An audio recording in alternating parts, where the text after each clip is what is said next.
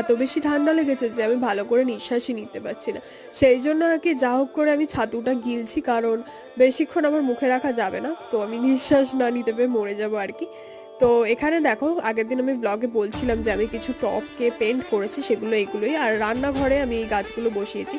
দিনের বেশিরভাগ সময় যেহেতু আমার রান্নাঘরেই কেটে যায়, সেইজন্য আমি রান্নাঘরটাকে একটু কালারফুল করতে চাইছি। তোমরা তো জানো আমি যেখানেই যাই আমার গাছটাকে সঙ্গে করে নিয়ে যেতে খুব ভালো লাগে।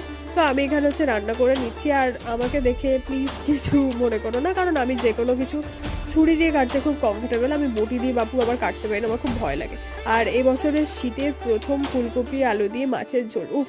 এই কম্বিনেশনটা না আমার দুর্দান্ত লাগে। আর সঙ্গে হচ্ছে প্রবাসী ঘরকন্যার হচ্ছে ভিডিও। তো লাঞ্চটা তো খুব সুন্দরভাবে খেয়ে দেয়ে এনজয় করে নিয়েছি। এখন বসেছি হচ্ছে কাজে। তোমাদের সাথে দেখা করছি খুব শিগগিরই নতুন একটা মিনি ব্লগের সঙ্গে। ততক্ষণের জন্য টাটা।